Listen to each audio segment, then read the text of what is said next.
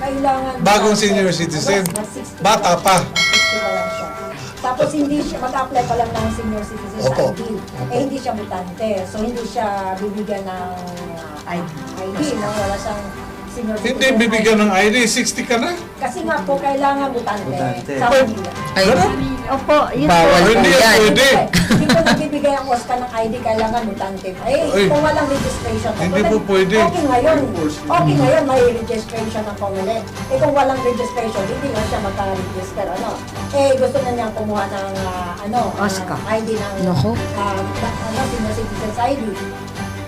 Doon po ba sa inyo, sa ating online registration, hinihingi kasi yung ID ng senior. Opo. Paano po siya makapag-online? Kung wala siyang senior ID, Yes, wala siyang ay, ID. dali lang yan. Ano po ID? May ibang ID.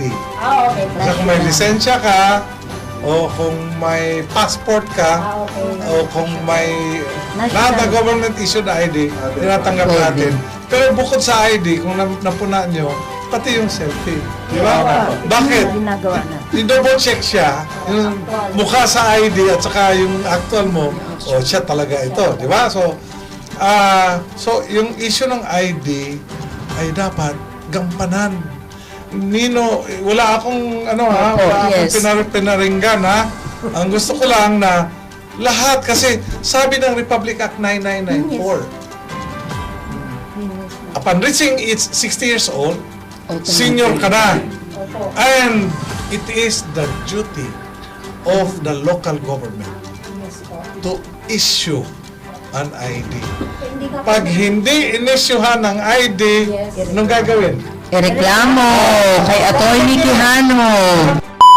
Ang ko lang po is, ano ang take ninyo kung ang namumuno ng OSCA or Office of the Senior Citizens ay hindi po senior? Alam mo, may batas yan eh. Sabi ng batas, 9994, Yes. ang OSCA head ay manggagaling sa mga senior citizens. So ito lang ang batas, o isa sa mga batas na may exception to the rule. Kasi sabi ni Civil Service Laws, GSIS, SSS, 65 retired ka na. Pero sa batas ng 9994, ang ituturong OSCA head ay dapat senior citizen. Yes. Kung may isang OSCA head na 80 years old, magsasahod pa rin siya. Salary grade 10. Ngunit, makakapili si Mayor ng OSCA head manggaling sa tatlong pangalan na nominee na pinili ng lahat ng mga senior citizens organizations. Sila ang pipili, bigay nila kay Mayor yung tatlong pangalan, si Mayor ay pipili ng isa sa tatlo.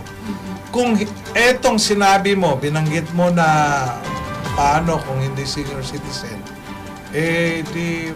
anong gagawin? Ireklamo. Ano ba? Reklamo pa po.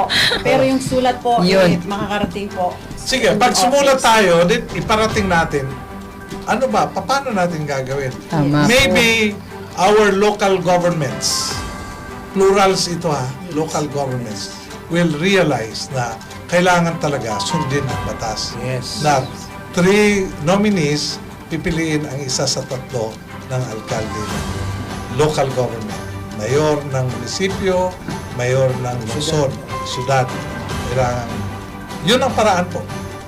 Wala pong sa labas niyan. Hindi pwedeng ituturo. Proseso talaga yan. Tulad Tama ng po. binanggit nyo na Yes. may isang kapitan na gusto niyang ituro yung pangulo ng asosasyon. Nag-appoint na lang. Hindi Yun po. ang gusto. Karapatan kasi ng mga senior citizen na pumili.